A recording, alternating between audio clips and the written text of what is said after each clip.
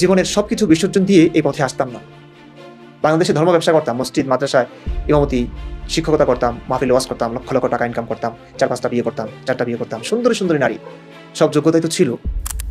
ভাই, তোর এই আবেগী গল্প শুনে তো আমার চোখে পানি চলে আসলো। তুই নাকি সত্যের জন্য লক্ষ লক্ষ টাকা ইনকাম করা ছেড়ে দিয়েছিস। আপনাদের পকেটের টাকাগুলো আলেমরা ছিনিয়ে নিচ্ছেন। আমি আলেমদের দোষ দিচ্ছি না, আমার পিছনে হাজার হাজার আলেম আছেন, তারা আমাকে সাপোর্ট করেন, সমর্থন দেন, ভালোবাসেন, আর্থিক সমর্থনও করেন মাঝে মাঝে। কমন সেন্স খাটারে ভাই, যে আলেম ইসলাম মানে সে একজন ধর্ম ত্যাগীকে কেন সাহায্য করবে? আমি নিতে চাই না, তারপর তারা খুশি হয়ে দেন। তোমার এই কাজটাই তো সত্যিকার কাজ।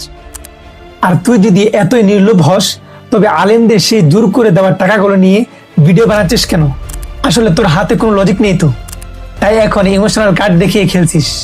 বাংলাদেশে ধর্ম ব্যবসা করতাম, মসজিদ মাদ্রাসায় ইমামতি শিক্ষকতা করতাম, মাহফিল ওয়াজ করতাম, লক্ষ লক্ষ টাকা ইনকাম করতাম।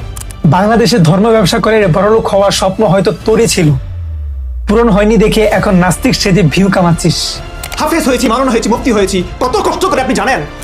হাফেজ মাওলানা তকমা থাকলেই জ্ঞানী হওয়া যায় না।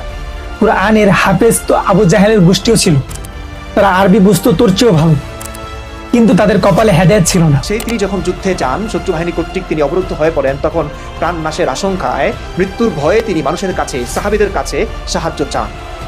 তোর এই অপব্যাখ্যা দিয়ে সাধারণ মানুষকে বিভ্রান্ত করা বন্ধ কর। হিম্মত থাকলে পুরো হাদিস নিয়ে কথা বল, কাটছাট করা ভিডিও নিয়ে নয়।